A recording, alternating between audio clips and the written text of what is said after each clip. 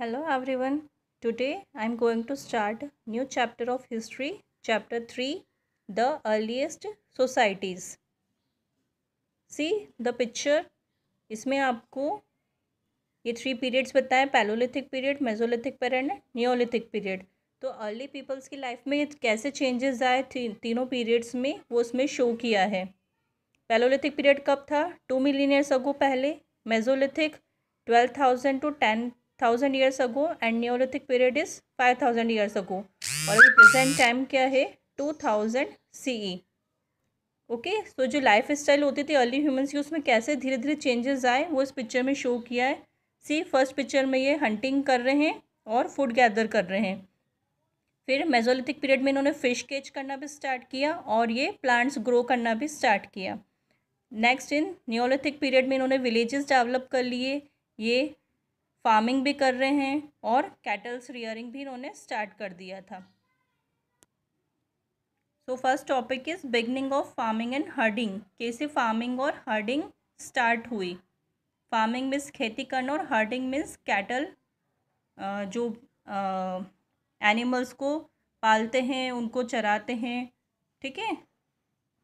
You might have learn to grow plants by observing your elders. आपने अपने elders को देखा होगा कि प्लांट्स कैसे ग्रो करते हैं, या आपने कहीं पढ़ा होगा।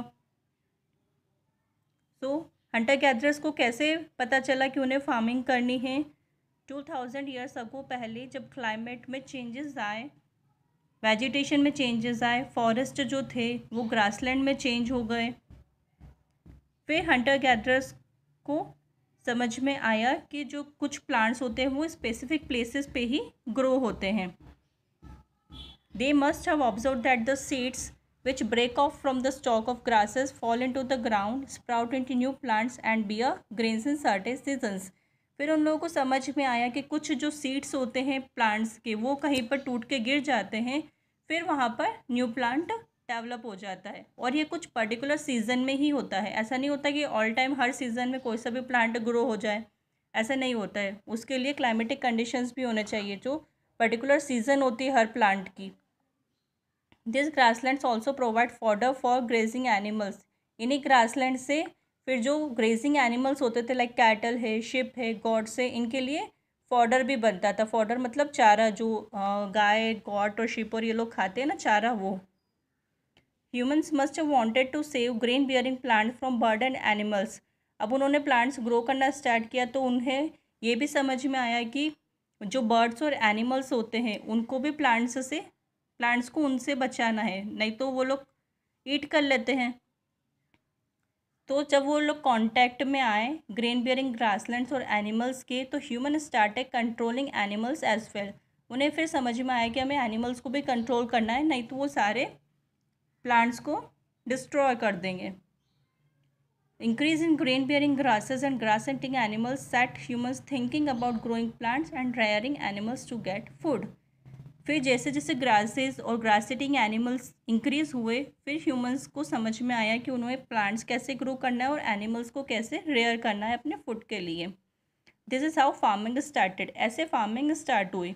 Earliest human gradually gave up hunting gathering and took up farming. अब उन्होंने हंटिंग गैदरिंग करना ख़त्म कर दिया और उन्होंने फार्मिंग करना स्टार्ट किया। अब वो हंटिंग और गैदरिंग नहीं करते थे। हंटिंग में शिकार करना और गैदरिंग में फूड जो कलेक्ट करते थे वो उन्होंने करना बंद कर दिया और उन्होंने फार्मिंग स्टार्ट कर दी। Other transition that come in the life of hunter gatherers was taming of animals that eventually led them to become herders. एक और क्या चेंज आया उनके life? So one more transition came in the life. एक और transition उनकी life में आया, वो क्या था कि उन्होंने हंटिंग गैदरिंग के बजाय एनिमल्स को टैम करना स्टार्ट किया, मीन्स डोमेस्टिकेशन। टैमिंग मीन्स उन्हें पालतू बनाना, एनिमल्स को पालना। तो ऐसे वो हर्डर्स बन गए। They must have found some animals to be friendlier than others. अब उन्हें ये भी चीज़ समझ में आई कि सारे एनिमल्स डेंजरस नहीं होते, कुछ एनिमल्स फ्रेंडलियर भी होते हैं जिन्हें हम पाल सकते हैं। The first animal to be tamed was a wild dog that would protect the hunter gatherers and help them to hunt। अब फर्स्ट जो एनिमल उन्होंने टैम करना स्टार्ट किया वो कौन था? एक वाइल्ड डॉग था। वाइल्ड डॉग टैम किया तो क्या समझ में आया उनको कि वो उन्हें प्रोटेक्ट भी करता है और उन्हें हंटिंग करने में हेल्प भी करता है।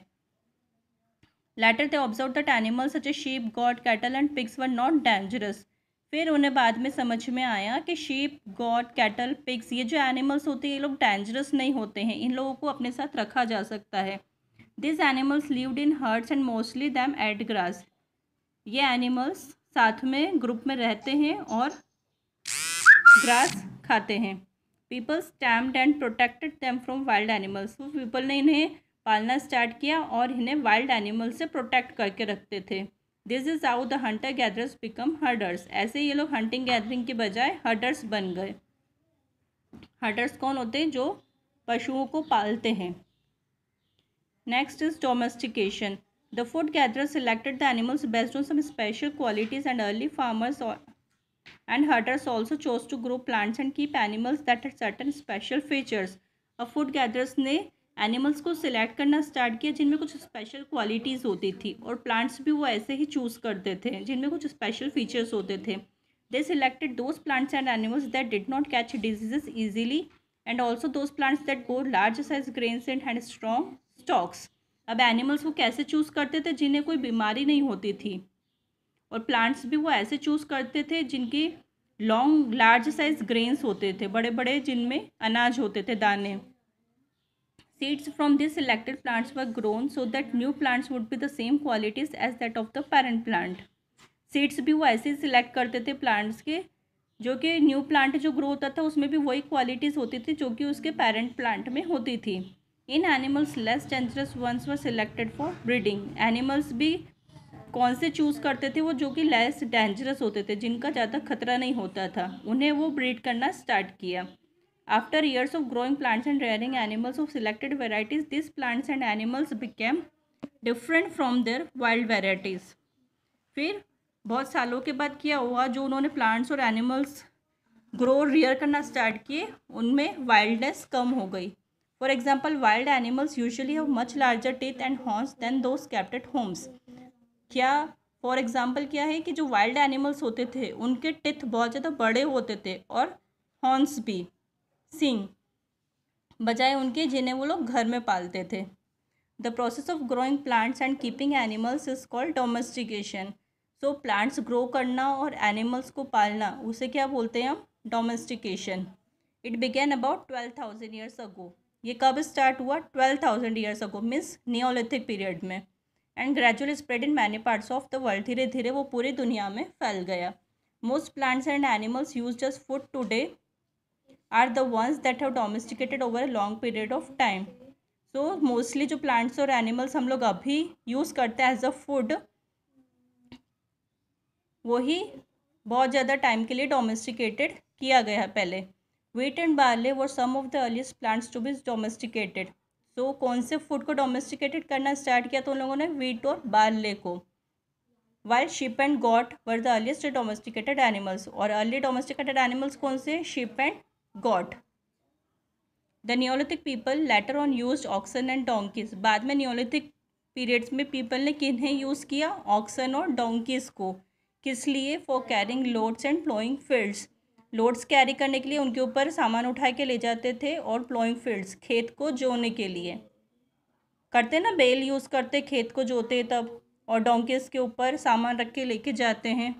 तो ये लोग नियोलिथिक पीरियड में पीपल्स ने ये स्टार्ट कर दिया था करना, जो कि आज भी किया जाता है। ओके।